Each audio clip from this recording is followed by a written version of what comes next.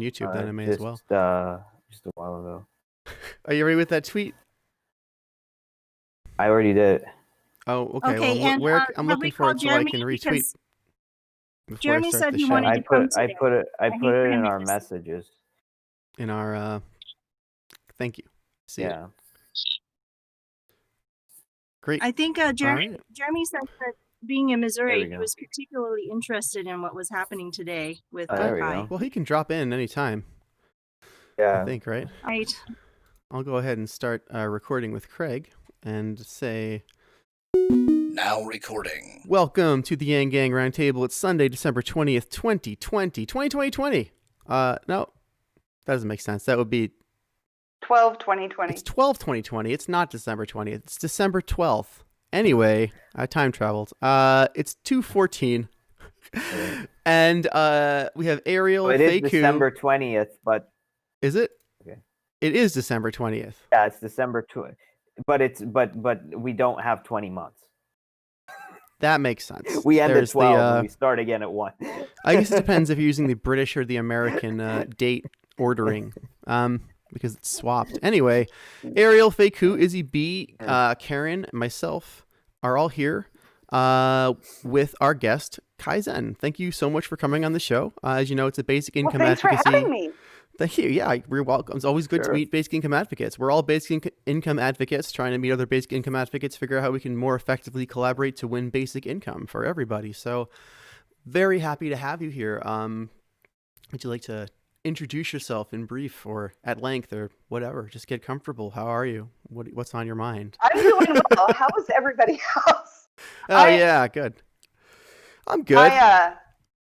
Good. Somebody's driving and participating. I think that's great. I'm wearing this blanket. Balls lady over there. What do we got on Faye's? Faye is in the car. Thank you for joining us from the car, Faye. Very dedicated. That's devotion. And Karen is here. Hello. How are you? And Ariel? I'm doing great. Thank you. Good. I'm doing some manual camera control here. There we go. So yeah, this is a basic income advocacy podcast. I'm fine. I'm wearing this blanket because it's a little bit cold. It's the best thing, and it's something we don't have yet. Yeah. So I'll introduce myself. My name is Kai McCoy, and I live in Kansas City, Missouri. I go by the name KaiZenKC on Twitter. You can find me at KaiMM, and it should be that's my social media presence at this point is Twitter. I have a master's degree in social welfare. Okay. So my professional background is certainly looking at ways to help people get the resources they need to live happy, successful lives, and be healthy and mentally healthy and connected to their community. And it's about community health. And my focus when I was in school was adult services, working with people with severe mental illness, people with dementia. And then after I graduated, I ended up working in child welfare for about 4 years. I was a foster care case manager, which meant that I was the technical legal guardian for like 20 kids on any given moment. And I did 100% of all of their case coordination. So doctor's appointments, therapy appointments, family sessions, visitation, all of that stuff. I was in charge of, I was the case manager, and I worked in Kansas at the time, and I was working in the poorest county in the whole state of Kansas, which is Wyandotte County, where Kansas City, Kansas is. And so at the time that I started, I was living in Lawrence, which is a very progressive area, working in Kansas City, Kansas, which is very impoverished because it's part of the larger Kansas City metro area. It's across the river. And because of that, there's a huge disparity between what's going on in Kansas City proper and what happens in Kansas City, Kansas, even though the only difference is that they're on the other side of the river. And one of the wealthiest counties in the state of Kansas is just south of Kansas City, Kansas, in Wyandotte County, and that's Johnson County, Kansas, which for the last couple of decades has been one of the top 3 or 5 wealthiest counties in the entire nation. So we've got big issues happening in the Kansas City area because of the 2-state thing. Kansas had real problems under Brownback. He had been a state senator who'd done very well for Kansans as our senator in Congress. And then when he became the governor of Kansas, he tried to privatize everything, and it tanked the whole state. At the time that he became governor, I left Kansas and moved back to Missouri, where I was born in Independence. And I eventually left my social work job and taught GED for a while at the community college. Got married, had a couple of kids, and I've worked retail, food service since, in part because I spent a lot of time now doing community organizing and political work, which led me into my involvement with the Green Party that I talked about before we were live. But I was an organizing person with the Green Party of Missouri, or the Missouri Green Party, MOGP. And I was also an organizer for a while with the local chapter. And through those experiences, I kind of learned a lot about how politics works and how it doesn't work. And the real issues have to do with cronyism and corruption. And I have, not to sound too much like the people that are supporting the man who's leaving the White House, the elections are rigged. I'm sure of it. I saw it happen in Iowa when I was working in caucus. No one here likes Trump, but they are rigged, yes. But the rig isn't where most people think it is. The rig is in the system itself. The rig, it has been built very deliberately by Team Red and Team Blue. And I say Team Red and Team Blue because to me it's like, to me it's no different than like participating in your favorite sport team. Yeah. There's really no difference. Yep. They're doing this for a performance. Yeah. This is a performance for them. It's not real. It's not politics the way that you and I think of politics, of like getting people to be on the same page and work towards common goal. That's not what they're doing. It's a show because it's rigged, and it's rigged by the owner class. George Carlin talked about this 30 years ago, and nothing has changed. So I'm 46. The first election I voted in was 1992. I voted for Ross Perot because he was the only one up there making any sense with his mouth. So it's Talking about Gen flat X? tax. I'm firmly a Gen Xer. Yeah. And so, like, and I lived through the first impeachment of, the impeachment of Bill Clinton. It's interesting to me. I did too. Right? It's interesting to me that Young. I was really young. Yeah.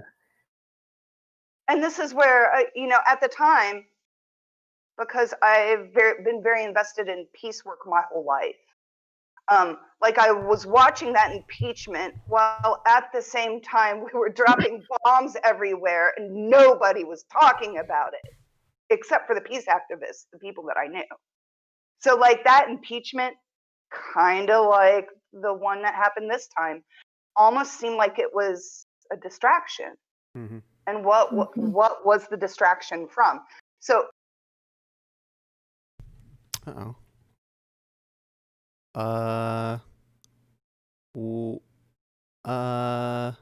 no. Have I lost? Did I lose my? Okay, that's weird. That was really weird. Okay. Well, so I'm here. Okay, I didn't. Yeah. We can't hear you though. I don't know what happened with. Yeah. Can you see me now? Okay. Yeah. Okay. Yeah. All right. So I've spent a lot of my life being very interested in what can we do to bring about peace. What can we do to fix inequality? What can we do about all of these problems? And I watched us enter into what felt like an illegal war in 1991 in the first Gulf War theater. And I watched what happened to our service members who came back and who were literally poisoned by our government in the course of trying to protect us.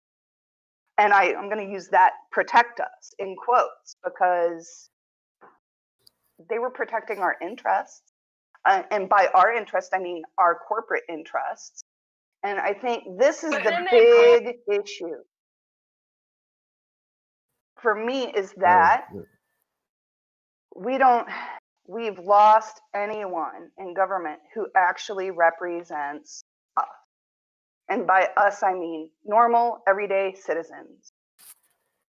It has to do with campaign finance. It has to do with rigged elections. It has to do with the systematic way that Team Red and Team Blue have crafted laws inside our states to prevent third parties, independents, or anyone else from getting money to run campaigns, from running campaigns, from getting media attention on those campaigns. And we watched all of that happen as Andrew Yang worked through his campaign. We watched it in real time. And I think that's one of the most beautiful parts of what came out of what some people would call his failed presidential campaign.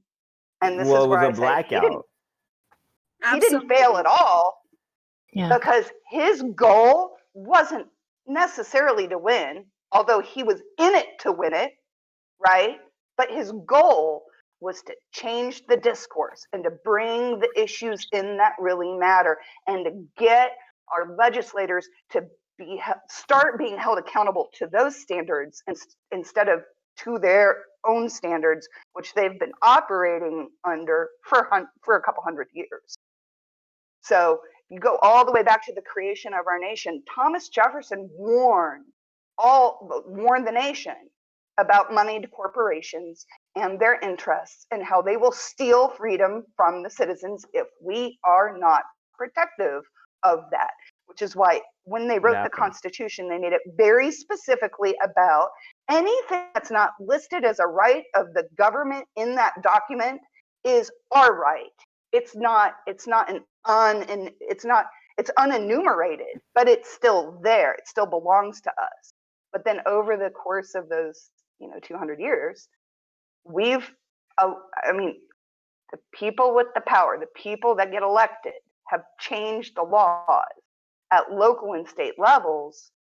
And that's been the trickle up of politics. And I figured out why third parties can't run when I was working for the Green Party. And I went to DC and then I came back and did some research. And really it's all about it is about the Electoral College. And you cannot win as an independent or a third party if you don't have electors.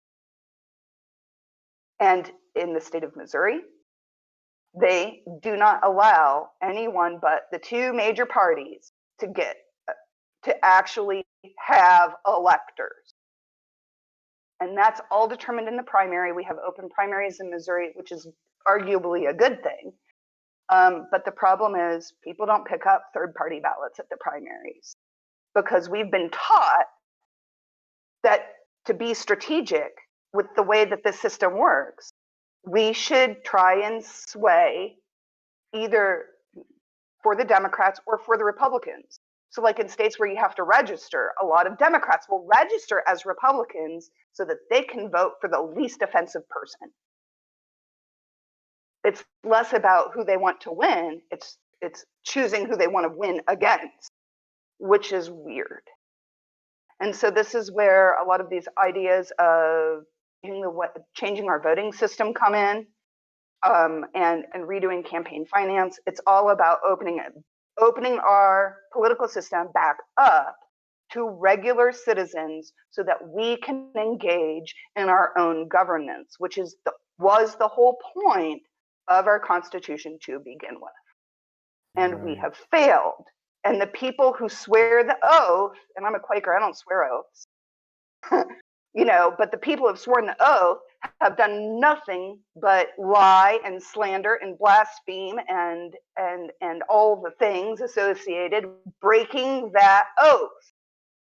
They're So not I'm so doing glad right. you were here.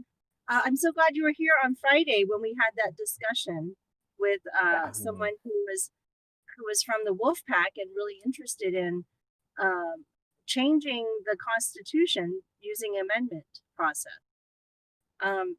So what do you think needs to happen? Do you think we need to have an amendment? Is that the process we need to go through?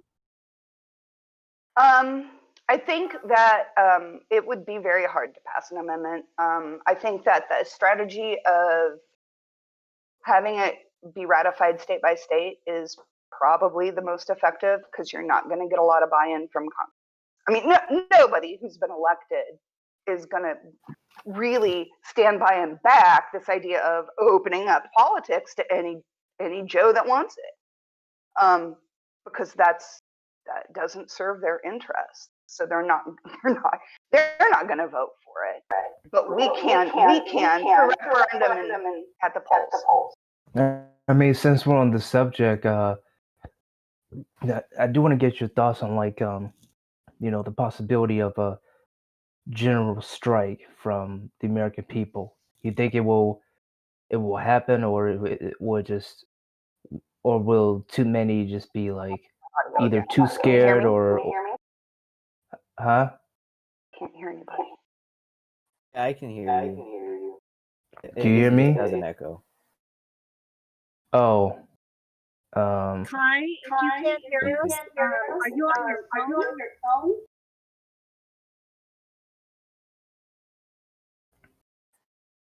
Did you hear what Izzy asked?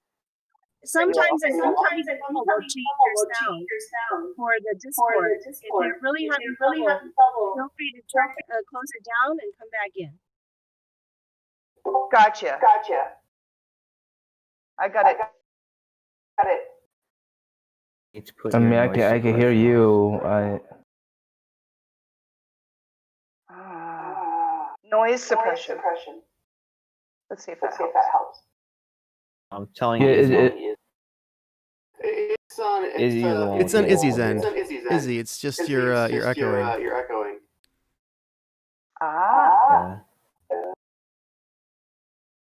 Yeah, Izzy, you have to turn on noise suppression.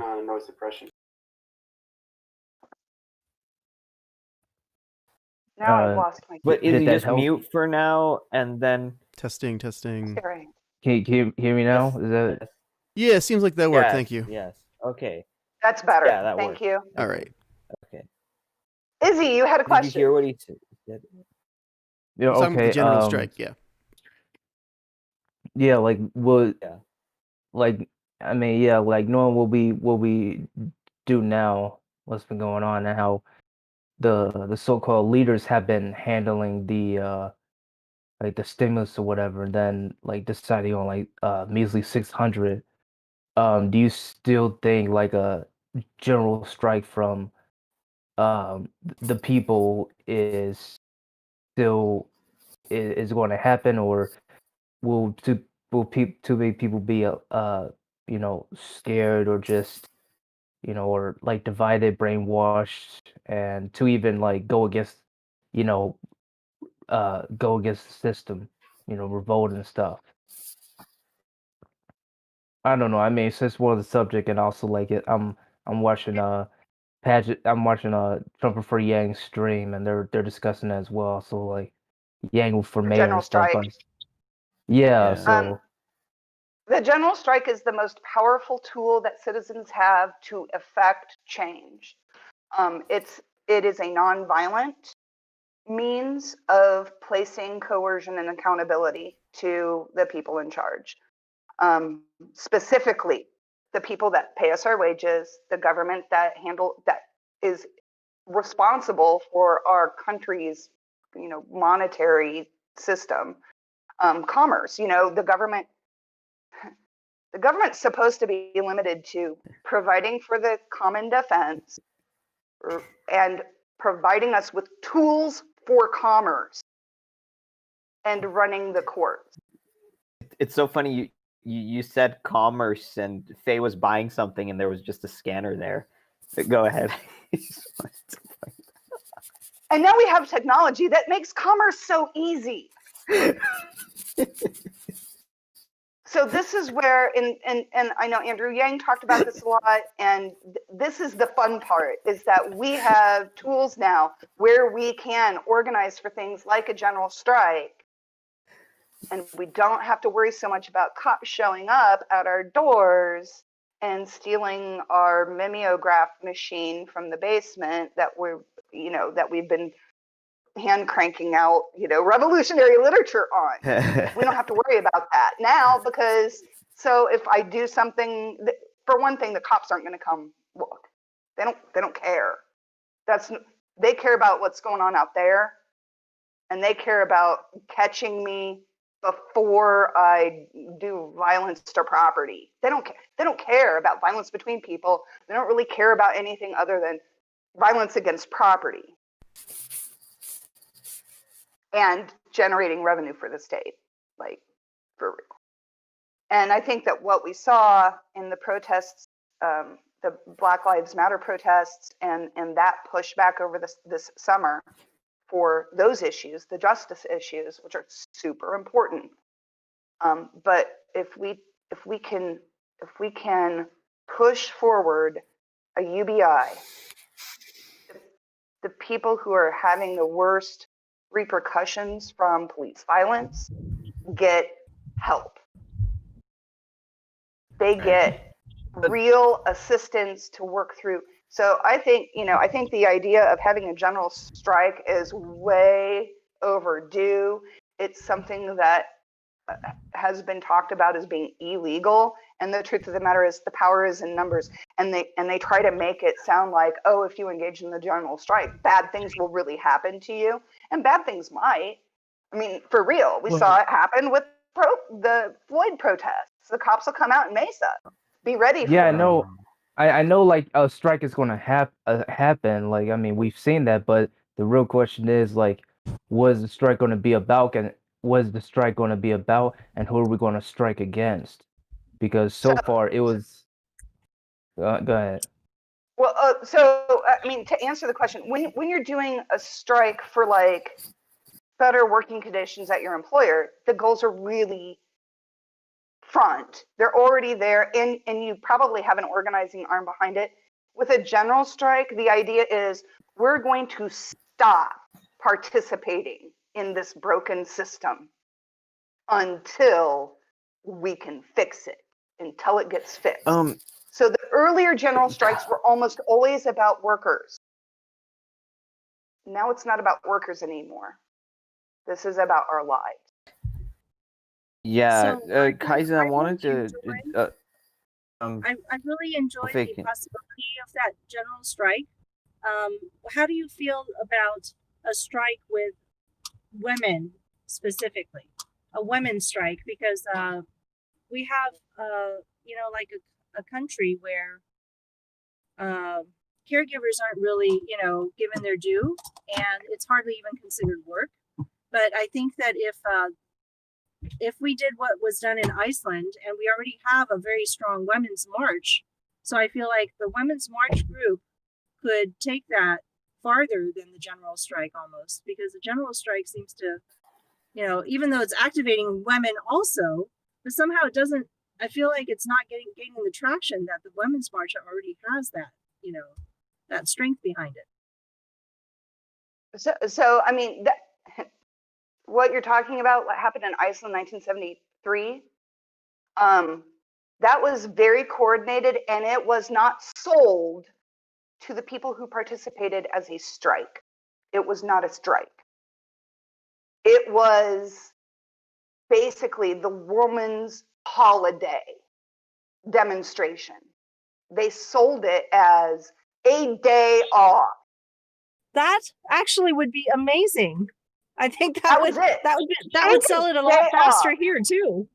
Well, Take then a day off, woke women. counter would be it's irresponsible. That would be the woke neoliberal counter would be like, oh, it's they would somehow make it so you are sexist and racist by participating in this very progressive event. That is the new strategy that the the Democratic mainstream is employing. Well, they're going to do whatever they can to get us to stay divided against each other. Yes, That's exactly. Right. Yeah. 100% That's of why. the Hang time. on. I wanted to bring something up. Like, as you know, a lot of former Trump supporters came on to the Yang Gang Yeah. because he said that Trump got some of the problems right, but his solutions were nonsense and garbage. So what he meant by that is that if you are living in this middle of the country and your way of life is disintegrating and evaporating before your eyes, and then the Democrat neoliberals come out and say you're only mad because you're racist and you're uneducated, it's not true. It's like you just lost your entire lifestyle and your living because the factory moved out. Yang kind of came in and said, no, you're not racist. No, you're not evil. They don't care about, your life when you're losing all this money and you're losing all the work, and they're just telling you to become a coder. So how can we do that? How can we not be enemies? And how can we kind of like come together and say, hey, this is BS on both sides. We shouldn't let them triangulate each other against ourselves. Personally, I don't think that'll ever happen. I mean, just by observing and I don't know, it's like, America is like too tired, too brainwashed. And of course, and you have the media and the leaders to thank, not just Mitch or whatever, but Nancy and Schumer and all their yes men and women or whatever, and those who agree with them or take their side and stuff. It's just and then you have Wall Street, and all the big corporation CEOs, getting the benefit, and America are like too much struggling or whatever, too much tired that they can't even think straight, and they're just like looking for someone to blame, and usually it's people like me who are just like who are even who are vulnerable as well, and they just use as a punching bag rather than again revolt against the system and those in power, because then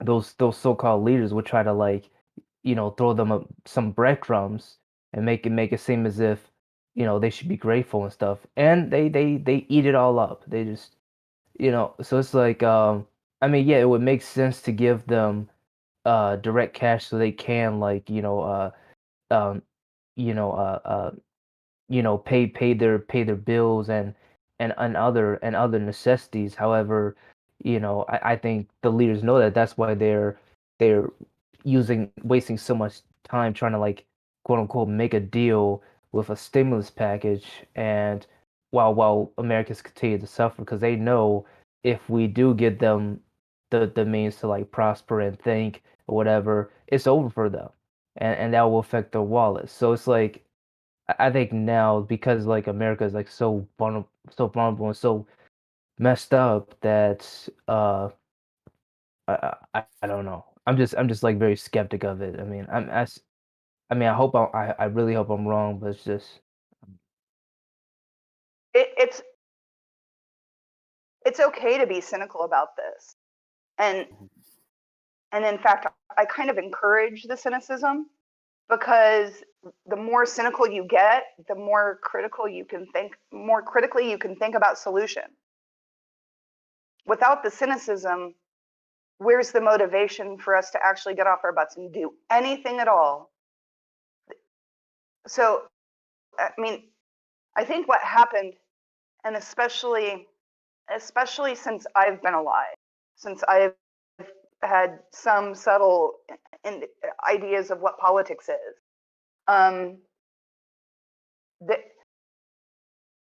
the people have known for a long time that Congress isn't working for us. And so the real issue becomes, how do we make the system work for us? And so there are tools that we have. General strike is one. A woman's strike would be another. The marches, the protests, those are all tools.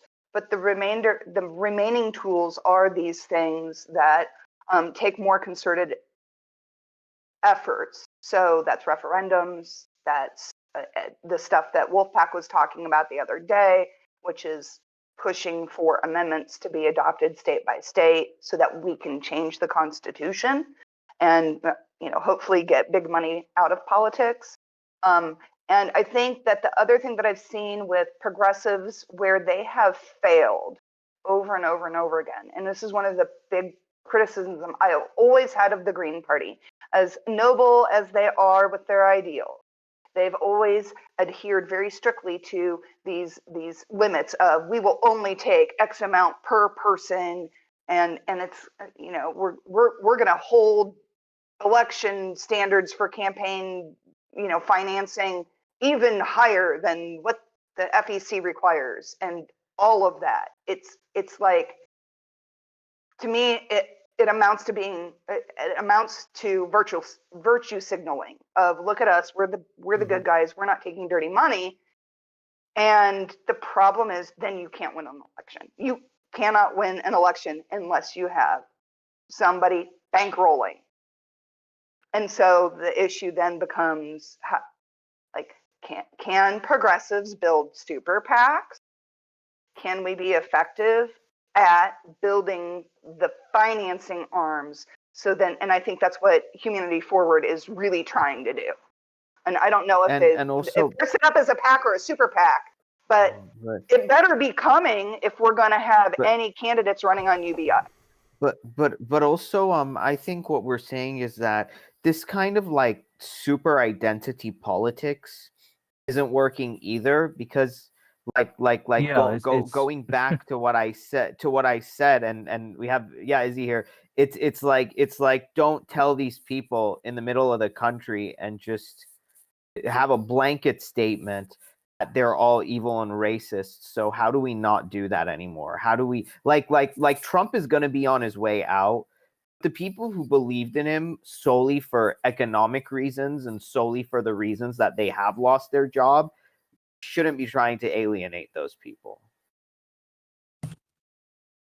This was one of the other big challenges I had when I was trying to organize for the Green Party, which is don't waste your time with Trump voters, Kai. And I'm like, but that's more than half the state. What are you talking about? We need to sell Trump voters on, at the time, what the Green Party has to offer. And then a Yang showed up. I watched that Joe Rogan episode with Yang, and I was just blown away. I was like, who is this guy? Where did he come from? I've never heard of him. But everything that was coming out of his mouth was the stuff that the Green Party had been working on for 30 years in terms of developing our platform. But what have we done with the platform? Absolutely nothing. What was Yang able to do running as a Democrat? Get a lot of money and make the message, put the message out there. And give people money. Biden picked up some of this. Biden, who's now going to be our new president, picked up this idea of the fourth industrial revolution is going to change the way everything works. Now, is he being silenced about that? For sure, because the more he talks about that, the more the populace is going to understand that what is happening and has been happening for the last 20 years is only going to get worse for us until the changes happen. And the Democrats or the Republicans, no one wants it. Nobody wants us to have the money that belongs to us. It will be such a... If that's okay. First of all, Kai, I'm really thrilled you've done case management, because I'm a long-term family caregiver and advocate, and I know how important that is, and it's just getting more important. Karen, it's really hard to understand you because your sound is coming in and out so hard. Anyway, case management is the biggest thing for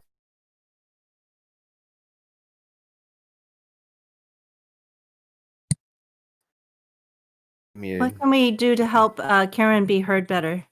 Do you want to try turning off your video for a minute and see if that might help you get some bandwidth? I can't tell what Karen's problem is just from listening. Perhaps her noise gate was just too aggressive. It sounds like she has a. I'm not sure if it's a software setting. Is this any better?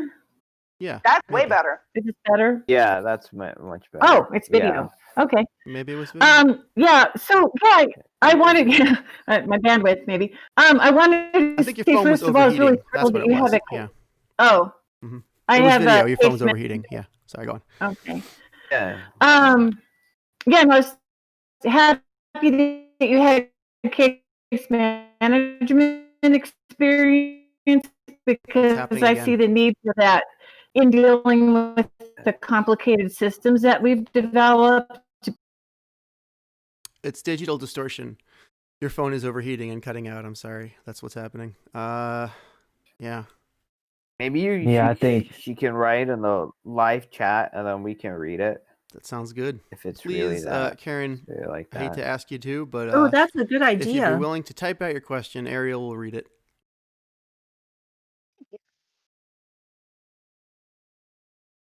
While she's doing that, I can actually start putting in our information. Are you still using it, Shael? Are you using BART? Yes. Sometimes no one starts BART and no one logs anything, and I don't usually log anything myself because I'm busy running the stream and paying attention to other stuff. But whenever there is a BART file, I do use it as the description. Sometimes there's not a file, so I just use our stock keyword list. So, I also wanted to ask you, Kaizen, you got your master's degree. You have to go into debt for that, Yes. or was it like, oh, okay, and then it's like, did you ended up paying all that off, or you still owe some? Oh no. I have about $36,000 or $37,000 that I owe left on my master's degree, which is at the time that I got my master's degree in 2003. So it's been almost 20 years. That was actually a very affordable master's degree to get. And then my wages never really were enough. Well, here's the thing. For me to pay We were always told that like a high school diploma would end up just getting you like service sector jobs. And were you working these service sector jobs even after your master's degree? Yeah. So and then they say like, and like I always got pissed off because they always told my generation that like a degree is the way out of like any situation that you have. Right. And it's like, if it's a bachelor's, but like, oh, if you get your master's, like you're set. You just like never have to worry about money and like all this stuff. It's I was fed that bullshit as well. I mean, and when I got my BA, like it almost, it almost killed me. So right. Yeah. I don't know what the hell. And again, this is where because I worked. Not only do I have the master's degree, but then I worked in higher education. Now, granted, I was working in GED, but I worked at the community college. So I got to kind of see the inside of that system. Ultimately, the reason I don't use my master's degree is because I use it all the time. I use it to get resources for myself, to do resources for my community. I'm a spiritual counselor in my congregation. I'm a good friend to my friends. I am a person that people come to for help and have relied on for just the stuff that we do in our lives, specifically women. And you not just women, but it's that caregiver role, that thing that like I got a degree in it, but it's not valued. Yeah, I have a degree in English, and I've never ever done anything with it. I have a communications, but here I am on broadcasting. So and then you said you ended up homeless. I am technically still. That's okay. Like probably, if a quarter of us on the podcast are not traditionally housed, we would be counted by a census as unhoused, technically homeless. So probably myself included, with Faye, Donnie. But here's what pisses me off. Here's what pisses me off, though, and should piss everyone off. It's like, but here you are with like a degree, and everybody says if you don't have a degree and you don't work, this is how it ends up for you. But it's like, people are having a degree and they work, and it doesn't. It's like it doesn't matter what you do. It's like, damn And if you Exactly, do, that's the there joke. is no way That's out. what you gotta tell them. No, you gotta say, you're right? misinformed. You know, I know you mean well, but here's the thing. Right. This happens whether you have a degree or not. This happens whether you have 10 degrees. This happens whether you have experience or not. This just happens unless you are Right. already too big to fail. Well connected or something like that, you know? Well, it's a whole bunch of stuff. What made me unsuccessful? I have chronic illness that goes all the way back to when I was 15, and I still haven't gotten adequate treatment. Why? Well, for a good decade, if not a little bit longer than that, I didn't have a regular doctor because I didn't have money and I didn't have regular health insurance. Even if you did, Like, those are even if big you did, the issues. motive is not for the doctor to heal you. It is to treat you as much and as long as possible. So even if you had the best insurance in the world, there's a great chance you'd be strung along to be a good lifelong patient for the for-profit medical industry, when in Europe they could cure you. And in an Asian country, they would actually cure you and you wouldn't have to see the doctor every week. But in America, let's maybe make in sure you see the Taiwan. doctor 2 or 3 times a week. Let's make sure you see the doctor 4 or 5 times a week. Let's make sure that the medical cartels can extract as much value from you as possible. This is like unbelievable, because here you are like providing so much help and so much support for the people who like desperately need it, and yet like you're having trouble with like your own basic needs, like as a caseworker. So something's just telling people that it's not the people anymore. Like, the people are doing what they can. The people are working. The people are getting educated. The people are, putting their nose to the grindstone. The system just doesn't care and doesn't work and doesn't the system is lazy and incompetent. Here's the other It's thing. not the Well, people. it was probably never the people, right? It was probably never fucking the trick. people. It was Yeah. always the It system. was never the people. It was It was always the Go system. ahead, It's Izzy. always been a trick. It's always been a bamboozle. It's been a lie. Well, here's the other thing. Like, going off of like what I think this is a bit a bit of a good segue as far as like the Medicare for All and UBI argument. It's like you can't just have one or the other, or push for one or the other. You gotta have both. Because like, listen to Kai's story. Like, not only she's homeless, but yeah, she has chronic illness.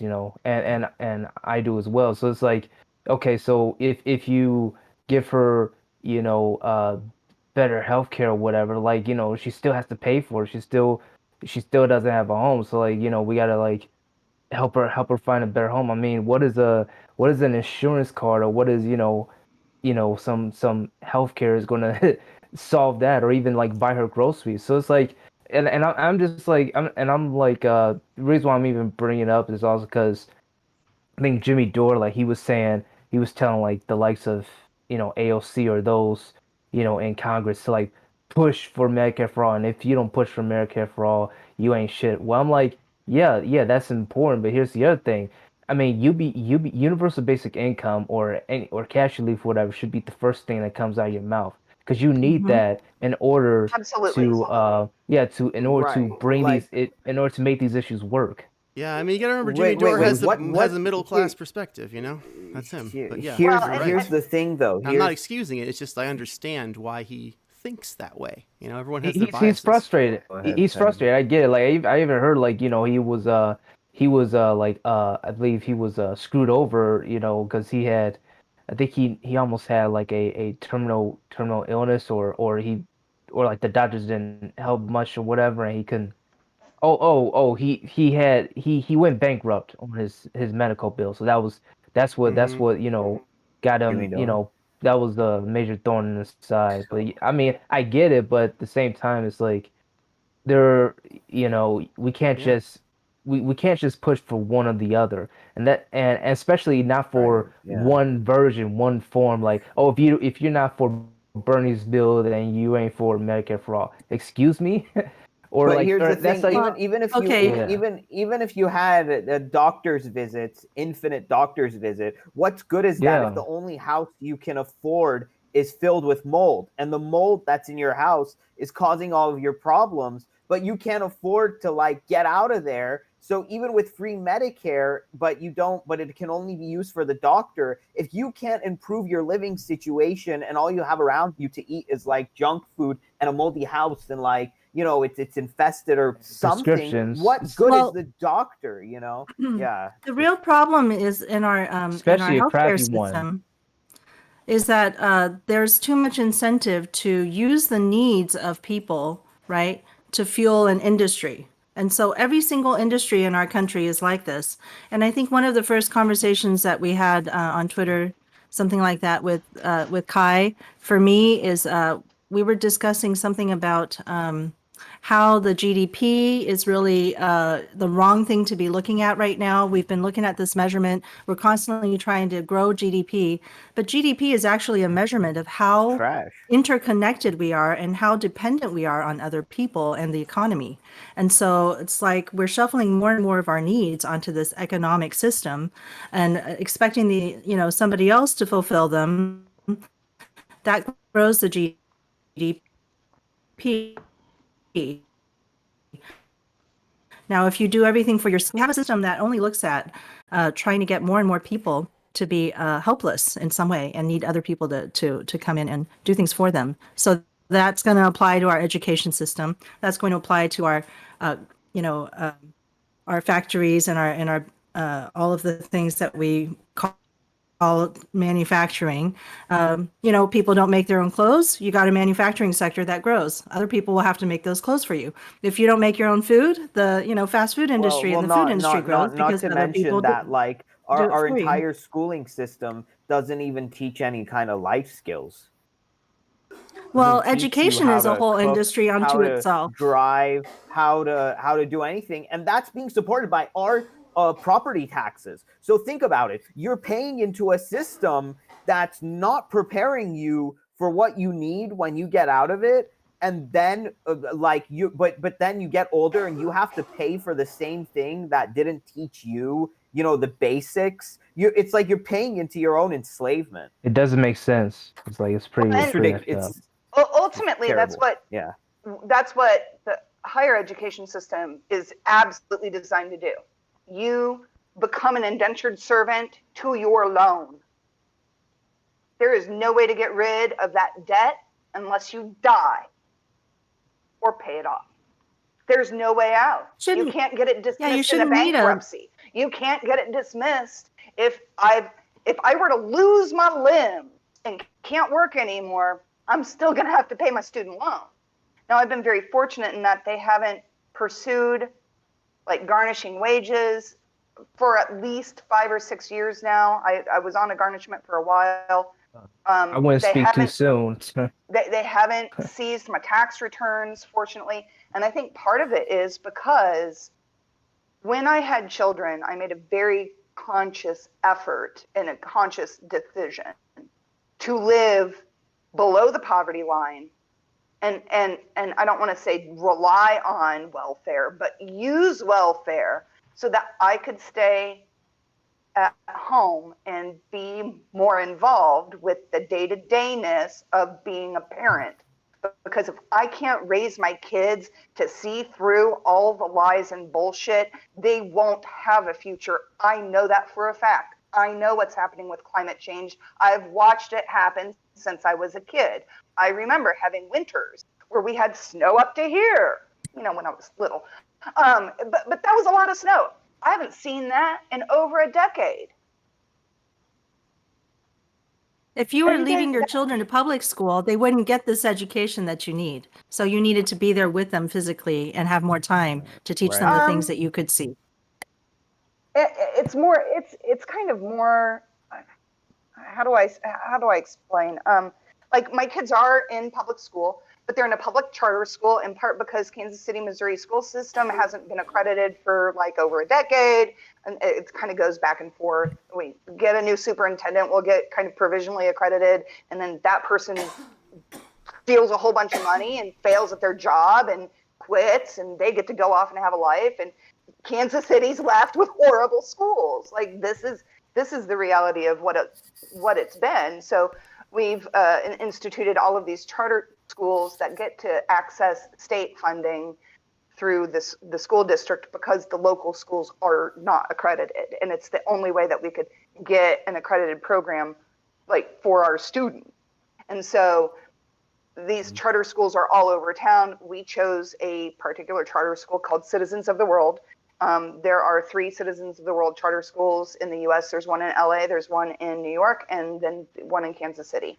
And it's all about half of their curriculum is social emotional skills, how to work with people, how to resolve differences, how to keep your head together when you're really upset, like how to have civil discourse. Yeah, like that's amazing. I went to Beverly High, and Beverly High is just like, oh wow, Beverly High, Beverly Hills, USA. We had like 0 of this social emotional learning, and you know what was even better? Like the middle school that I went to, like the teachers couldn't even control their own emotions. It's like they came to school like depressed and angry and pissed off, and they take it out on the students. And I'm like, what the hell? I'm not responsible for the troubles that you have.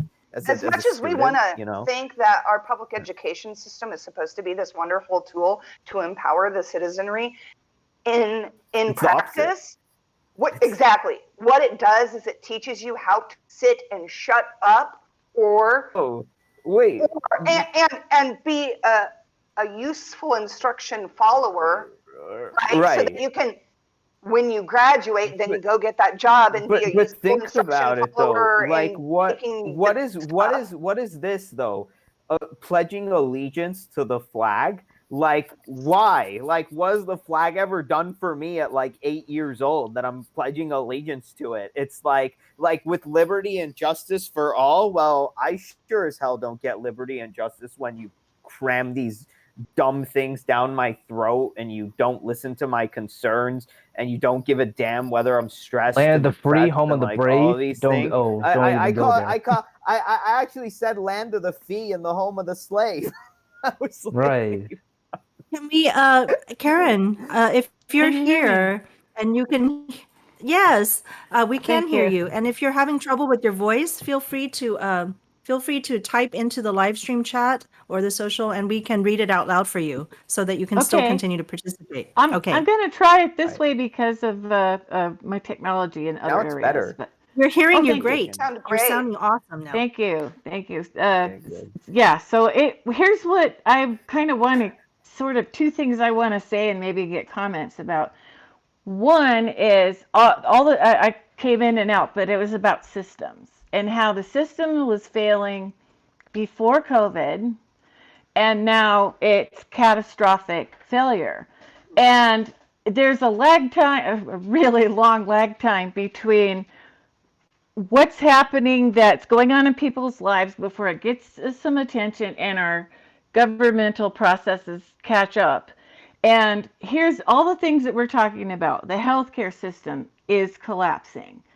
You cannot go to our hospitals in New Mexico because they're full, and they're sending patients to Arizona. And we're getting bleed over from El Paso, Texas, which is a disaster. Our education systems are failing. So you have parents, somebody has to be at home with the kids, and typically women. Our political system is absolutely inert and locked in its own power battle going nowhere. It's kind of like that thing of the Chinese curse may live in interesting times, okay? And that the character for this is, I forgot what it was, but it's disaster and opportunity. So those of us in the UBI world, I've been trying to latch onto this concept of UBI is like a multi-tool or a Swiss Army knife. It's like every time I think of, okay, I hear someone talking about like a branch off the tree of problems, UBI would work. And I would have to say I agreed with what was being discussed earlier. I think we need a UBI first before the medical system can be changed because of the sheer complexity, let alone will. But the UBI is your first form of healthcare.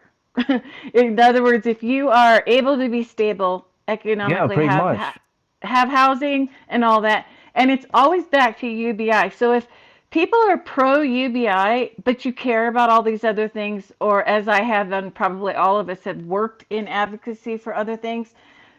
Remember, UBI is the multi-tool. It's the first thing. And we already see we can't even get one payment through the government, not even one half of a payment, What it comes let down alone. what it comes down to is like, you got a bill that's due tomorrow. How you going to pay that bill? Right. So I'm thinking if someone kind of wants to know like where to start if they're listening, start with understanding and talking about UBI. And one of the areas that I don't hear a lot about is how do you talk to Republicans? I came through a Republican family. My mom's still a Republican, but I have totally yanked my mom, okay? Because I've been telling her, first of all, the Republican Party had a time where they were looking into UBI, particularly in the Nixon administration. And under Reagan, I actually got to hear Milton Friedman, who was the Reaganomics guy at my college. I was in the second row. He had to stand on a box because he's really short. But but the thing was, he talked about a negative income tax to us because we were students and he knew we were challenged. And that's something that's like the Republicans, like I feel like the Republicans and the Democrats are red and team blue on the same league, right? Same sport, same league. They both have that in their arsenal to, like, if everything fails, they could do that. But Winston Churchill said that Americans will do the right thing after they've tried every wrong thing, basically. So some of this is, we're now in a different space as UBI advocates. We're more in we've got the thing, okay? Yes, all these other systems, but we've got the thing that like everything can pivot around. And we have now, thanks to Andrew Yang, a national, awareness. What we need to do is definitely improve just the basic discussion. And we'll have a lot of flack. Forget them. No, if they give you flack, I've said things. I'm trying not to do this right now, but it's like, okay, you're against UBI. When we get UBI, can I have yours? But I don't do that now. But it's kind of like keep the Twitter talk. Right. Keep the information flow because we all of a sudden are in a different arena of discussion, and keep talking about it because the Republican Party, I know for sure, has somewhere in a think tank somewhere, there's Milton Friedman's negative income tax, documents, encyclopedic documents sitting there. They could be bringing that up. Well, but they're not doing that it. I think it's important to also see why the Democratic Party doesn't do that as well. Well, I have actually heard some of the my very loyal Trump supporters that are friends or family actually have told me that they are completely on board with this negative income tax. So whenever I say UBI, they immediately translate it to the negative income tax. And then I just ask them, well, are you okay with that being for people who don't even have an income? Do they also get, a minimum amount? And they're like, yeah, sure. Yeah. If you're, staying at home, you're at work, you're working because you're taking care of kids. Okay. Now we're on total agreement. I feel like once we get to there, So I actually find it a lot harder to speak to people who are more progressive, actually. They seem to be very, they seem to be constantly concerned. Honestly, today's progressives aren't even progressive. They're always saying it's not enough. Yeah, they defend Social Security and welfare and all that because they haven't ever been on it. Well, I don't know that that's necessarily fair to say because I know leftists, liberals, and leftists that cover like a whole spectrum, and this has always been true. The Republicans have historically been very coherent, kind of congealed. Cohesive, yes. Yeah. Because, well, it's easy to be traditionalists because you know what's existing. You just defend what already exists. Do you mean but to if say you like want to be monolithic? progressive and you want to make change, yes. Sorry, if you want to make change, then you could go in any number of different directions. So automatically, it's not like there's a fault within the Democratic or within the progressives. It's just the nature of change is it could go in many different directions. And I want to say I'm an independent. I got out of that realm myself, but I think from an independent viewpoint, I'm just seeing that basically what kind of holds is oligarchic, message and policy. And so it's just important to see whichever team A or team B, how are they doing that message of an oligarchic big system that they can benefit from, or a free enterprise, quote unquote, which we don't have, system. And there's a collapse point. And I would have thought we'd be not as far into the collapse point because of wealth inequality. The more wealth inequality increases, the more that the collapse point is inevitable. And when Andrew Yang said that 40% of the people who lost their jobs are now not going to ever be employed, because people should look up Google forced automation. Automation is being ramped up to a higher level to cope with what's happening with COVID. So and we're Kaizen, there. What do you say to the people who go like, oh, Yang was a libertarian Trojan horse and like he wants to dismantle the social safety net and like all that stuff, because that really annoys me. Like they're not doing it in good faith. Well, It's such a smear tactic. Like I just hate when I hear them say that. well, and my knee-jerk response is, well, so how's that social safety net working for you? So what if he dismantles a broken system?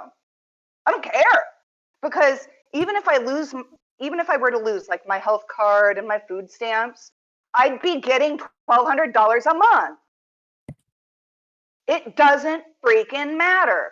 I need the materials with which to go out and get the resources that allow me to survive. And better or worse, the medium is dollar bills.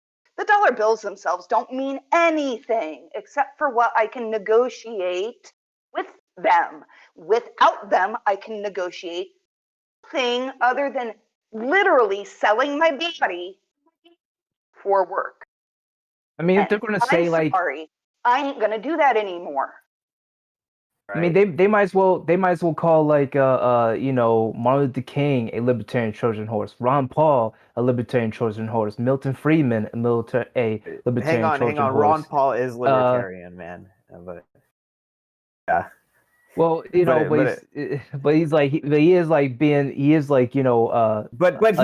wouldn't be in anti-war favor and like pushing for. Yeah, but Ron Paul most likely would not be in favor of UBI. I guess Zoltan Ishvan's libertarians. Yeah, but the thing is, like, Martin Luther King definitely isn't, and a whole bunch, and Thomas Paine was the founder of one of the founders of our country. So this goes all the way back to the founding. So that doesn't work. That doesn't make any sense. So I don't know if you've mentioned this yet, Kai, but I had remembered you said something about maybe running for office. Has that come up yet in our discussion? What we haven't talked about that. Right. The entanglement that the welfare that. Oops, we lost him. He'll come back. Yes. Sometimes when we get excited, the internet goes blip. Really? Seems like right when we get really into, the heart of something, it just wants to hurt us. Hang on, I got cut off. Yes, it's okay. Go ahead. I said the entanglement that bureaucracy puts people through is something that conservatives don't like. So yes, and that's true. So like, if we want to talk about Republican, like where's the intersection for all of this? Like how do we bridge the great divide between Democrats and Republicans and then the rest of us, which is most voters at this point? Unaffiliated, independent, or other leaning, okay? That like the Republicans are supposed to be conservative and the Democrats are supposed to be for the working people. And so both sides should be absolutely behind UBI because universal benefits are always the most cost effective. They're the easiest to distribute. There's no middleman. There's no paperwork involved. If there's a food bank, you show up, they give you food, you go home, you eat. There's no questions. Oh, you're a citizen. Oh, you're a resident. Oh, you pay taxes. Guess what? You get to use this stuff. And this is where I think the freedom dividend language was really ideal, because the wealth of our nation is our nation. The wealth of our nation is what is the document, and is the land, and is our statehood, and is all of that stuff. But we don't get to take And that we all benefit because we've separated it from the money. Right. And so, like, 100%. when you realize that the money belongs to us, and there's like what's his face block the resolution because the deficit, and I'm like, whatever, the deficit doesn't mean anything. Yeah. It is nonsense. And whether they know it or not, like, Pulling it out of his we're butt. starting to figure out it's nonsense. Congress alone determines what our money is, how it's minted, all of it, like where it goes. They decide that. They're in charge. Despite despite the Constitution saying there should be power, to the people, because like it says, literally says in plain English, we the people, but it doesn't seem like it favors us. It just favors the ones at the top, the richest, the ones with the most corrupt connections and the backup from these big donors and whatnot.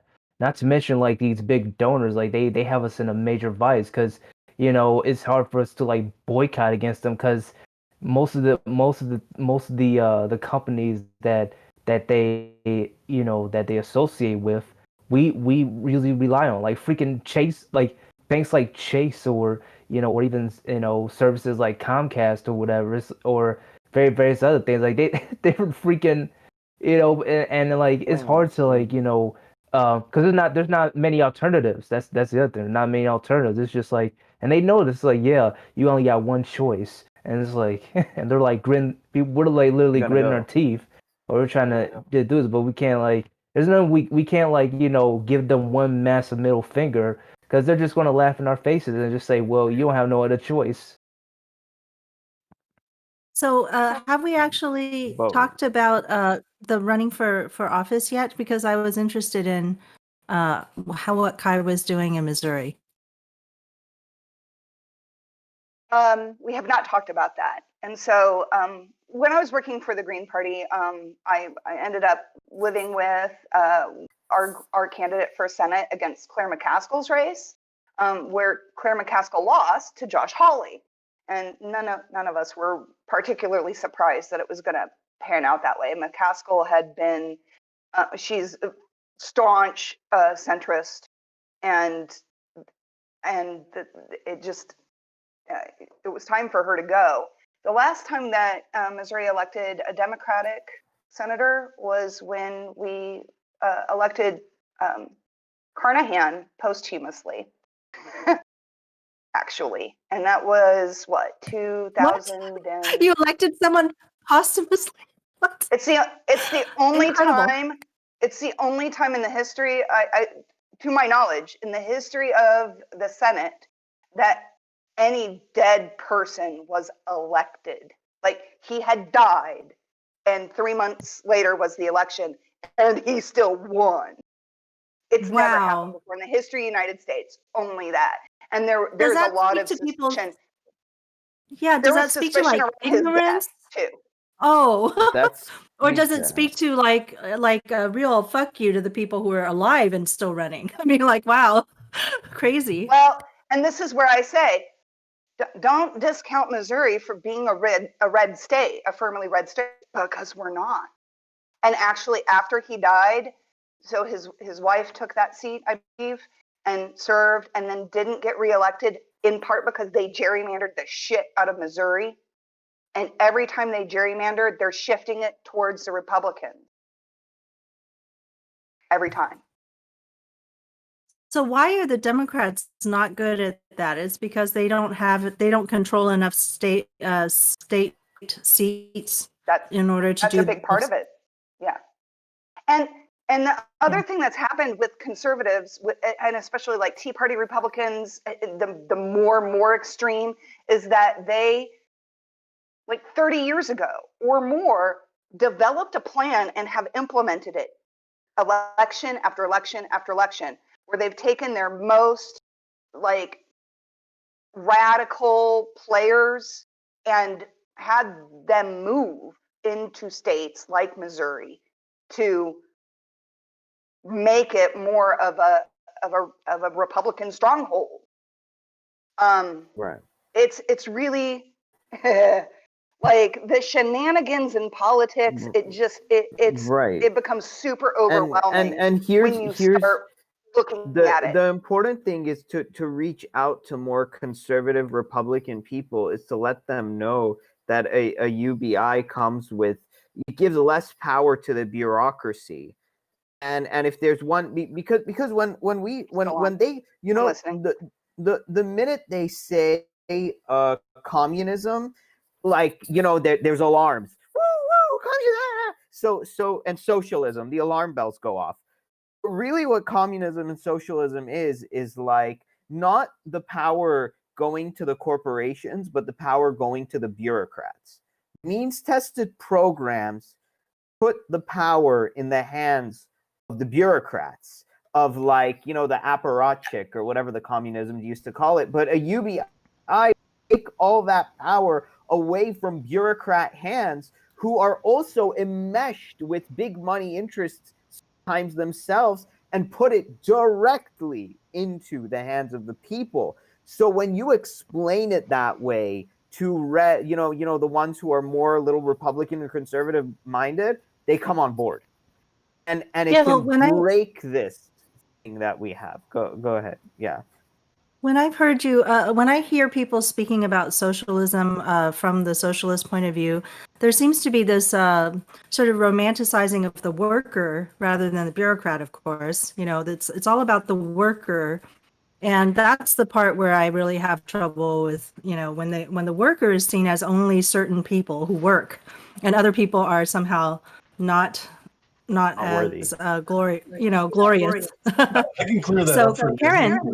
Oh, Chris. Yeah, I like what somebody said. I don't know who it was, but they said, when someone brings up the socialist card, say you're a solutionist. I like that. Nice. And then the other problem with the traditional socialist thinking is women's work is not work. I butted heads so many times because it's means of production of producing a human, but they don't count it as work because it's not for pay. Work is work. And yeah, they don't count it. So the whole worker thing with socialism, and there's essentially a corruption of it, which I think is closer to what you're talking about, which is workerism.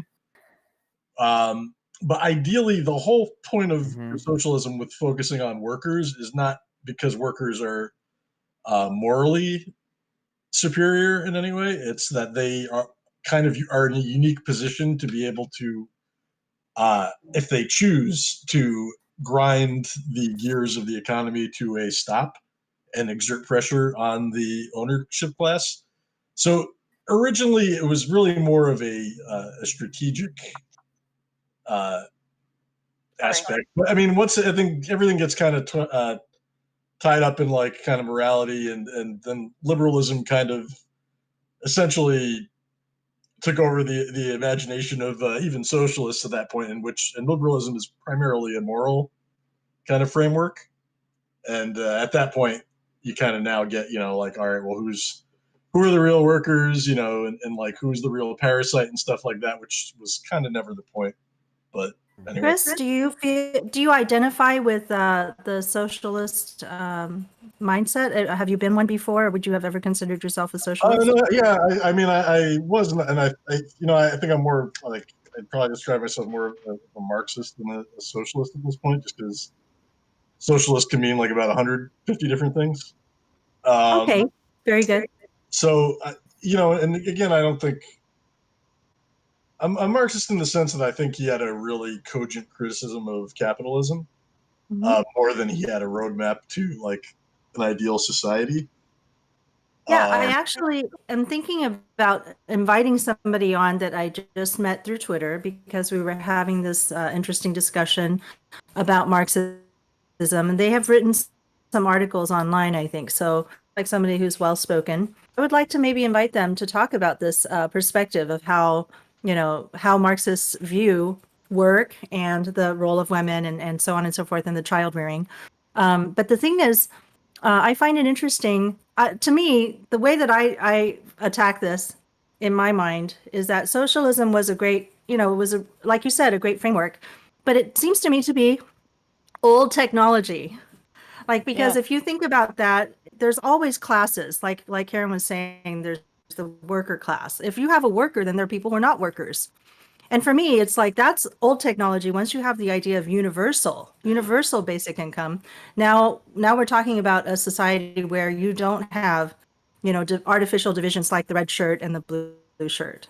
And so I feel like that is a significant advance in technology in terms of theory. Is a really divisive thing amongst that perspective, because the concern they would have is that and I think you can make an argument either way, is that UBI is makes one dependent on a sort of, it's the same problem they'd have with like welfare, so it's like not anything like specific to UBI, but it's the idea that it would make people dependent on the largesse and mercy of those above them rather than their own an own generative.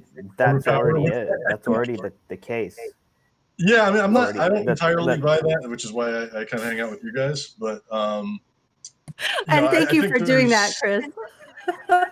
Yeah, no, I mean, money is power. I think there is a degree to which that is a concern that has to be dealt with, but I don't know that ultimately giving any kind of redistribution of power is redistribution of power.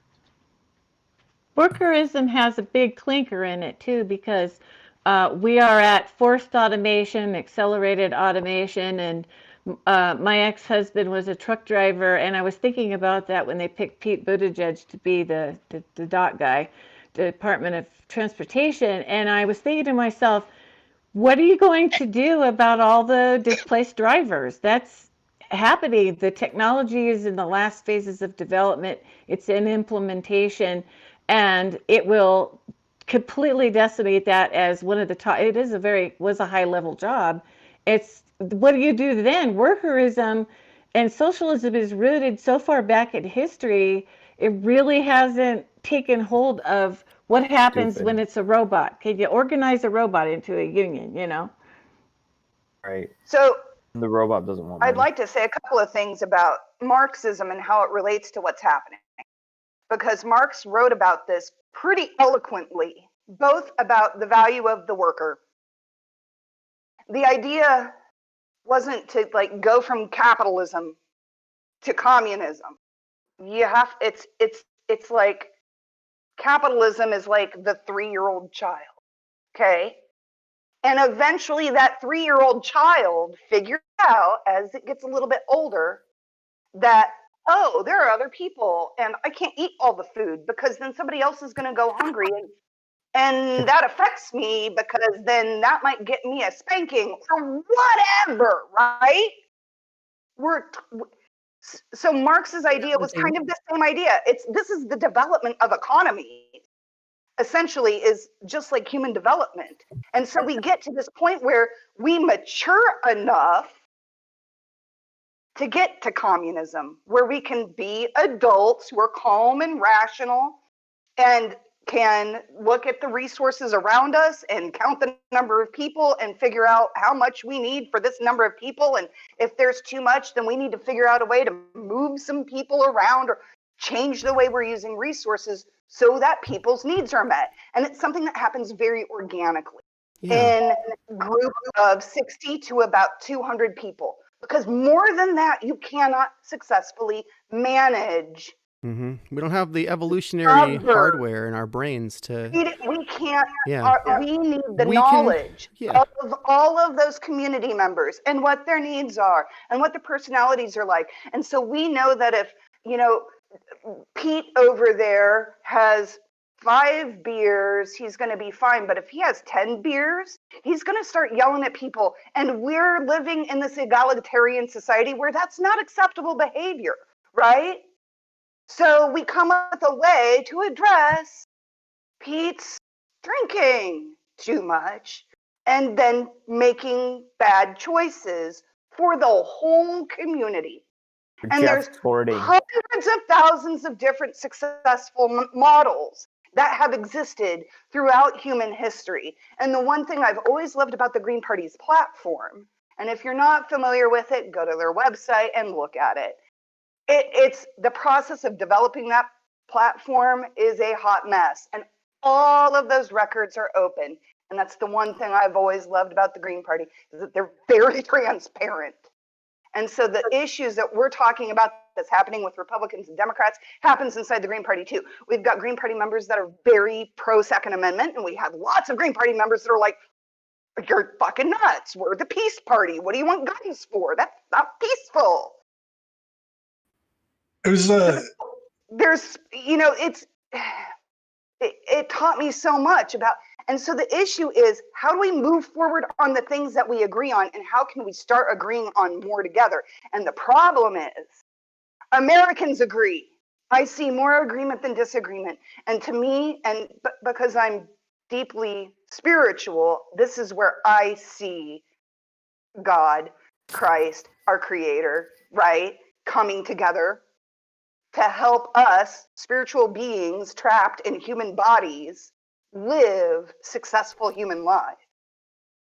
So I'm working in the Green Party for all these, for a couple of years. I see Andrew Yang's podcast, and God's talking to me, and Andrew Yang is using the same exact words. Like, we're all in this together. There's only one planet. We've got this is the Garden of Eden. We have been given this to steward. Oh my God, help me be a better steward. Can I actually ask you a question on the more religious perspective on it? And do you find you end up kind of running into the idea of subduing the earth versus being a caretaker of the earth? Because I don't really have a good sense of how that plays out in the more like conservative, like religious discourse. Let me because I'm a Quaker, I use silence and space to process that, and that's a deep question. Can you ask it one more time, and then just give me about 30 seconds to a minute to process it? I mean, I'm a lapsed Catholic myself, so I've kind of years ago, you'd kind of get into a different strains of thought within the religious paradigm. But I know within Christianity, there are kind of competing thoughts versus should we be caretakers of the earth, or should we be subduing and kind of exploiting the earth? I don't have a theological answer to that question. I have a quick perspective on this. Go ahead. I have a quick perspective on this. First off, the thing that drove me away from any religious thought or whatever is those who occupy it, and it's people bullies and abusers, they'll essentially use God like a sort of immunity or an alibi, as I would say, rather than have faith and stuff. Because as far as faith is concerned, just the whole spiritual aspect, I think strange things has happened. For one, like you mentioned, Andrew Yang literally speaking the same language. And funny enough, when I discovered Andrew Yang, it was right after I asked my friend, why can't we have someone like the French or the Hispanics or anybody of that, or someone who's talking that has the same frustration as us or talking just like us, here in America. And then, Lord behold, Andrew Yang came before me. And here's the other thing. Here's another story I wanted to share. My friend Militia over in South Africa, she told me about this Muslim man. He might be Pakistani. I'm not. I believe that was confirmed based off like also just being peaceful and straightforward. But anyways, so her and her family, they went to like this seance thing or whatever, and they went to his house and stuff. And he did a reading on her, and he actually got the toxic family dynamics right. And he didn't even know about what's been going on, but he was like, yeah, like you look extremely tired and extremely effed up, and it's due to like the people you're around. Even like your one of the people in your family is a who's like a witchcraft practitioner, and she's been poisoning. He's been insinuating that she and various other people in her family have been poisoning food, and you shouldn't receive any food from them and stuff. And you wouldn't, and even like when he described her, it's like she was saying, that's my aunt. It's like, what the hell? And so like, hey, oh, by the way, that demon, that jinn or whatever is going to show up at your house. And her freaking aunt showed up. And here's the other thing. Wow. Afterwards, I'm serious. Like that's what she told me. No, I Afterwards, know, like and she I believe actually, you. he actually confronted her father, saying, "You need to stop abusing your daughter because you're messing her up." And it's like, and he even got upset by it. It's like, and he even had the nerve to say, "Oh my goodness, this is such a scam. This is just," and then I think afterwards, that Muslim man actually died, passed away. And she even mentioned like while they were heading to his house or whatever, like when they tried calling him, it seemed like it was like his number was blocked by something. And he even said like, no, my phone is working. I don't see why you're doing that. So I don't know. It's like strange, lots of strange things is happening, and I feel like, yeah, like I mean, I'm not sure about angels, but I do believe like demons, like they do exist, especially like when you look at um seriously, of like there's like there's just people with so much evil in the heart, and they don't look like like some bum on the street or somebody who's a creep or whatever. No. No, they have freaking No. suits and dresses. They're just, Yes. I mean, look at Nancy Mm. Pelosi, look at Mitch McConnell, look at I mean, you Stop! hey, I'm Just telling you, stop. I'm telling you, it's like This is where the QAnon stuff, as crazy as it is, it's like, no, but then I look at Nancy Pelosi and I believe in lizard people. I've seen her No. talk to children. And I'm like, if there's a lizard person, it lives in her. And Oh, man. I'm a Quaker. I'm it's all about God speaking through other people to me and through me to other people, and doing and living that. Just living that. It's not more complicated. It's really I would hard to like to do. actually respond to Chris. May I respond to Chris's question? You were saying, I think the question was, the religious framework, does it lead people to believe that we need to be good stewards of the earth, or we could actually here put on earth to, in a sense, because we are sort of the alpha predators of our nation and of the environment. So I think that both exist in the Bible, for example, if we're talking about Christianity. And I think that maybe other religions don't see it quite that way. They're more, maybe have less of that aspect in it. But I don't think that these two things are actually in conflict with each other. That, like we were talking with the wolf pack before, and we were actually talking about wolves as being a natural part of the environment. And biologists definitely look at the alpha, the alpha predator in any ecological system as sort of the indicator species. If that particular species is suffering, then the entire ecosystem is suffering. because the alpha predator actually has a function. And every kind of, toxin gets passed up the chain through the food web up into the alpha predator. Every type of that is happening to the environment gets, immediately the alpha predator is the one that's going to feel the effects. So I think that we're that indicator species for the planet. We're not doing well, the whole planet's not going to do well. If we don't know how to be good stewards, then we're the ones who are going to fail first. We're the ones who are going to fall off the planet. The planet's going to go on without us. So I think in any religious framework, you might feel like there's some sort of conflict between the two, but actually I think you can actually try to integrate those two perspectives into one whole.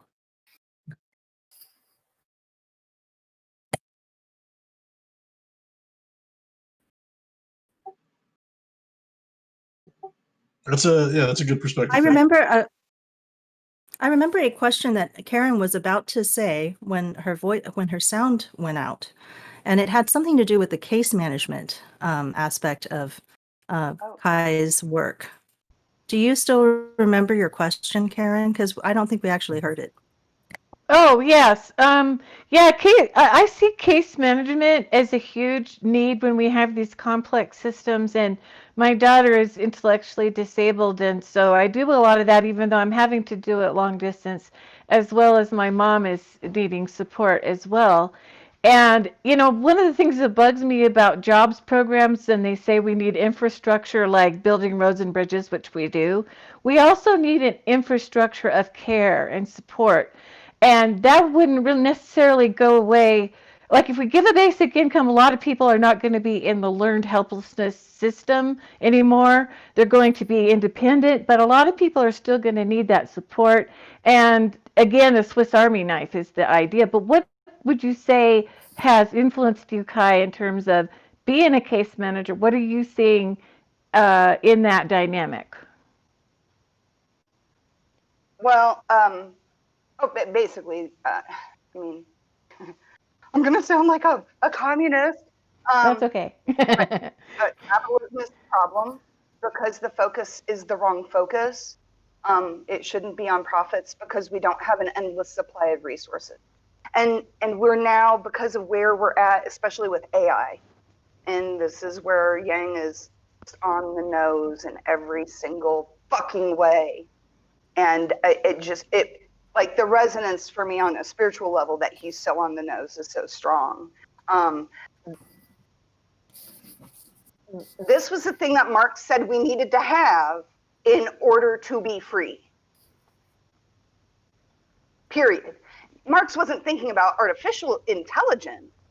He was thinking about machines and robots. So think the steampunk version of the future, where energy is free and plentiful. Because we do have that technology, but we're using it to make weapons instead of more, better, safer nuclear reactors or whatever. There are better solutions. I think on the whole Marx thing, and I'll just say this and then let it go. I think a lot of people actually underestimate how much he has successfully predicted, because the automation and capital consolidation are actually exactly what he predicted. Not necessarily, in the digital sense, but the trajectory is exactly what he had predicted. Now, where he gets weak again is the whole sort of what do you do about it? Where does it go? That was never really his strong point. And I think, but people who get radical and very romantic about him, they're thinking of Leninism and these big cathartic revolutions, and that was really almost an afterthought for Marx, and something he didn't really have any good. The revolutionary aspect. Yeah, and so that's why 200 years later, we're still Well, I think there's still we still have some future left to see how accurate Marx ends up playing out. And I think too that some of those ideas were not Marx's. That was definitely Engels. And that's coming from that more historical materialistic, this is human nature sort of stuff. And those guys got some shit very wrong. Especially because there's a lot of sexism in it. If you really get into the text, women are kind of negligible. Their role is to be machines for babies. Like, that's it. That's the woman's role, is to make the baby. And many of them, because you need that until you have the machines to do all the work, you need to have workers. But the goal ultimately was working out of a job, working ourselves smart enough, not hard, smart, right? Work smarter, not harder. We make machines be able to do the hard, tedious work for us, and then our lives are free to be inventors and nurturers and stewards instead of masters.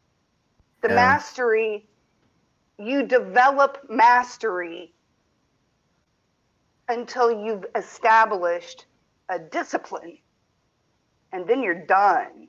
Then it's just working it through. I love that a lot of older frameworks of thought and philosophers and framers of the Constitution and all these different things that we have relied on for our stories were, of course, created by men. And so it's like we're very slowly, I think women are revolutionizing the stories that we tell, and we're going to have to incorporate those into the new narratives that are going to drive the innovations of our times. But the thing is, people, hello. Yeah, my son. So we have, the thing is, I'm wondering about, in terms of Marx, I don't think it's romanticism necessarily. I think it's more of this dogmatism. Okay, as a Pastafarian, I feel like that is actually the greatest danger in every type of religion, is that people get very dogmatic about what was written in a text or what somebody once said. And it's like, it's not literal that way. You know, that is just one thing that one person made. Marx was a wonderful person, but he's not God himself, you know. None of these texts are made by, they were all written by humans, and they could have been misinterpreted. They could have been whatever, even if you believe in it as 100% gospel. It's not, I wish people wouldn't take things so literally that there's no room for interpretation or like, change, you know. Oh, I mean, if anything, I mean, there's like about 700 like splinter sects from that. So there definitely are multiple interpretations, like non-dogmatic. I think it's more. I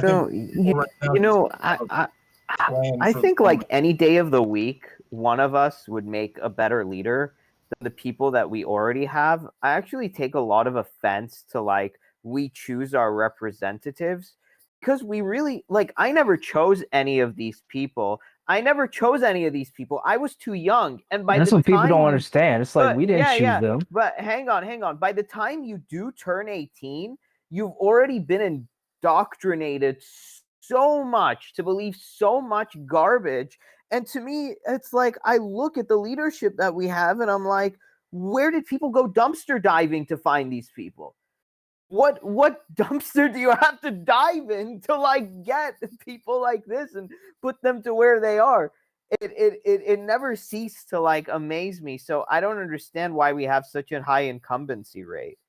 I don't. Puppets. Yeah, they're puppets. You can't be a good puppet if you can't be controlled. So who's in elective office? People who've been easily controlled. And somebody mentioned something about intellectual disabilities. This should resonate a little bit. Folks that aren't very bright are a lot easier to control. And the gains that we've had over the last 150 years in health, and improvements that were there for a while in education has enabled enough of us to strip away the layers of bullshit that have been built up for thousands of years. Yeah, it's not easy to reverse so much tradition and so much reliance on, once again, referring back to an ancient text or referring back to what a philosopher once said. We need to forge our way forward. And I feel like we've had a really, really good discussion. It's lively and we are continuing to want to, engage in it, but we are coming to the end of our time that we had scheduled together. And I would like to give everyone a chance to say, if there's a social media platform, for example, or something that you would like to let people know about, this is a good time to do that in our closing. How about Kai, do you have, you were wanting people to connect with you by Twitter. And Twitter's great right now. Yeah. I do have Patreon. I haven't published anything for over a year. So that is a barrier. I would love to come more regularly. I've been on the group chat for ever from the beginning, and I kind of follow, but I've been I was injured doing the census, and oh my goodness. So this is where, and you mentioned being a Pastafarian. Well, I'm ordained. Oh, really? That's awesome. Nice to meet you. And in Missouri, that means I can officiate weddings if I want. But that's awesome. This is my leg, and it is now titanium from here. Oh my goodness. Oh my goodness. To somewhere around here. What happened? And I've been recovering from that. I had 2 surgeries. Initially was what they call an external fixator. So it was a big metal and carbon steel cage that was drilled through the long bones in my leg to keep my legs straight until they could do the repair. So are those things that happened this year for you while we've been together on the podcast DMs together? Yes, that happened in August. So wow, in the middle of coronavirus time. That's and pretty I was tough. supposed to start grad school this fall, and that didn't happen because of the accident, how sick I've been, and it's been a hot mess, and so it's been very hard. It's been very hard, and I've been wondering what God is leading me to do. And the one thing that has carried me through actually since February of 19, where I ended up pretty much blowing up my entire career with the Green Party because I supported Andrew Yang, and he was a Democrat. And how dare I do that? And well, we hosted the Green Party presidential candidate here, didn't we? Division. Howie we actually had Howie Hawkins on our show. We had him on. I don't understand. You see, like, this is where. Yeah. Right. This is where we should we keep talking about like what we want to do and what we want to accomplish, and these conservatives are being so mean. But these own movements, it's like they're shooting themselves in the foot when they keep doing this. They keep complaining about like Republicans and conservatives and like, oh yeah, but we're progressive and stuff. But they shoot themselves in the foot when they try to like excommunicate people like you, and they have these purity tests. They don't understand how damaging that is to their own cause. They don't understand that they are hypocritical. engaging in the tools of their oppressors. They do not understand that on a very fundamental level. They are using the same tools. And I will not engage in character assassinations. I am not afraid to run for office because they're going to come up with some internet porn that I did. I give zero shits. None. Because Awesome. I'm an adult. And who cares? We have a senator who developed a gross phrase, the Santorum, right? Well, yeah. Shit. Who cares? Well, yeah, I know. So people are dying, you know? Yeah. People are dying. I don't care like some, what you did 20 years ago if I'm hurt, Yeah. I know you, Kai. 10? So I know you, Kai, as at KAIMM, two M's like Mary. KAIMM on Twitter. I think I'm gonna go ahead and change that to KaiZenKC because that's my Patreon. And okay, can I go ahead and put your Patreon in here for you? Yes, see, that's on my PayPal it's on my Twitter and bio. Patreon. And I am a participant in Scott's pledge. So as soon that's as I awesome. reach my $1,700 a month goal, because I have kids or whatever it was, once I reach that, then it'll be paid forward. And if I'm able, because I'm an injured federal worker, I may be prevented from running for Senate by the Hatch Act. And I need to find out because it's super important. So right I now, mean, though, you're people a can federal connect worker, with so you really, right? I'm just saying, like, you really need to get a say since you're a federal worker. It's like you're working for a system that you don't believe in, but you want to improve. So, I mean, so the answer is for me to quit my job, but I'm not working. I'm on workers' comp. So I don't know if I am prevented while I'm receiving workers' comp from running for Senate. The Hatch Act is very specific. I can do a whole bunch of other stuff because of the kind of worker I was, because I was hired as a temporary worker, okay? And I don't anticipate that they're going to be able to give me a job. And I don't know. And the lack of accountability for our government systems is one of the things that's driving me so hard. But there are things I can do. And so this is the stuff to be looking forward. And let's schedule another time to meet, because I think this discussion is very valuable on an organizing end. Okay. Are you still planning on running for office, or has that something that happened? This is the part I kept getting lost on. Well, maybe we should schedule that for the next conversation. Okay, because we are missing our Jeremy Sammons, who is one of our associate producers, and he was wanting to come today because he lives in Missouri and he's very interested in politics, and he started his own super PAC to support candidates exactly like you. And so, yes, especially if you're, what I cannot do is coordinate with him, but yes, that's only true once I've filed. Well, sure. Well, and yeah. Also, if you're gonna be a regular, yeah. I hope you will be.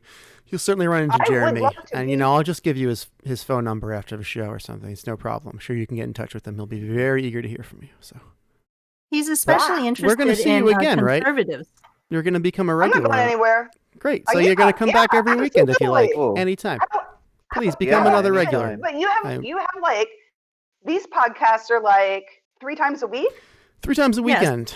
Yeah. Like 3 times like a weekend. we talked about before, we have a schedule text channel, and every Thursday Shael posts the schedule for the weekend coming up, and so you can just check in there and see if there's anything you'd like to join. Well, and I'll see if I can help organize some people for us to host that I would love to have come join us and have these conversations. Yeah, that's the idea. Oh, 100%. Yeah, that's the idea. Because it's a roundtable, we all want to get out of these. We get together a lot of people to strategize how we're going to take back our country a little bit. Just enough. Yeah, and not a crazy amount. Just a little money. By Kaizen, incrementally, like you said. Anyway, yeah. No, we really want to look to get out of these echo chambers, because that's been hurting us the most. Yeah, all we have to agree on is UBI. Like purity tests. Then we can go back to all we have to arguing agree over on whatever. is UBI, and like you want to do whatever you want to do at home. You want to be like gay, straight, Quaker, Jew, whatever you want. Right. That's all your thing. But it's like, let's all come together on UBI, right? And to respond to what you said earlier, when I had my mic muted, I didn't really have time to respond. But Ariel, you said I don't care what you did 20 years ago. I don't care what you did last night. I don't care. Peace out, man. Right? Yeah. Ariel, do you want to go ahead? As long as it's not affecting my life. And I know you don't either. either. You just didn't phrase it that way. Right, yeah. And ultimately, I think this is an area where most Americans agree. Uh-huh. But that's not reflected by the news media, pretends we don't. And then we kind of all pretend, we kind of are all tricked into thinking we're in the minority when we're not. Well, we can go after our news. We can call them out and not watch them and go more towards, this stuff. Independent, we wake up like us. Yeah. The one thing that, I feel very empowered about, I will talk to anybody about literally anything. And Well, it sounds like you would be a perfect regular here. I wanted to see if Ariel would like to go ahead and give his closing sure. first. Yeah. I'll go ahead and sign up. So my name is Ariel Bakshende, and you can find me on Twitter as Ariels. And I also have a YouTube page that you can come check out. It's youtube.com/revolutionary thinking. I am Revolutionary Thinking on YouTube. Great day, everyone. Thanks. And how about you, Izzy? Are you ready? Yeah, so I'm on Twitter at Izzy Bolden, IZZYBOLDEN. Same as like Instagram, and I'm on Twitch at Izzy Reborn 92. IZZYREBORN 92. I think it's the same for also TikTok. I'm on YouTube at Izzyland YT, IZZYLAND YT. And my podcast is Izzyland Uncut, and you can find it on most platforms like Spotify, Apple, Apple Podcasts, and various others. So yeah. That's awesome. I'd love to see you put some of that into our BART system on the live stream chat if you can get a chance to do it. Just follow the other examples you see ahead. Go to the text channel and see if you could type in some of that great information you just gave us. How about you, Moto? Are you ready? Yeah, I am Moto. You can find me on Twitter if you care to. I am at Moto, MOTO_MOTES. Awesome. And Karen? My name is Karen. My Twitter handle is at CareWorthCast.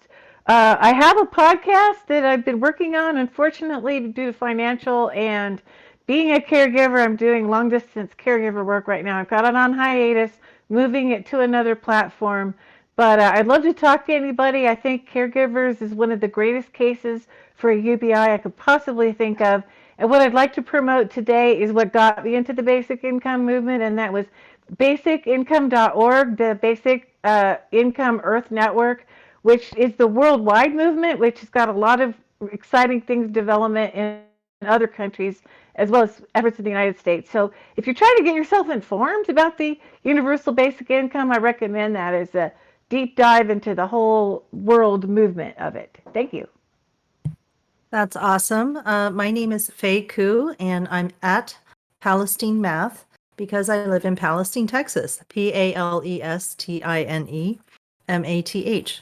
And I'm also on the Yang Gang Report Live on Facebook, and we're planning on doing a stream with Faye Doney as soon as possible. That would probably be Monday. So I hope to see you there on Facebook. Shael? Thank you. My name is ShaelRiley. My Twitter is ShaelRiley. Sam is my name. Thank you so much for spending some time with us. Thank you for listening. Thank you for watching. Thank you for speaking. We will see you again next weekend. So stay strong out there. Keep being alive and be good to each other. Absolutely.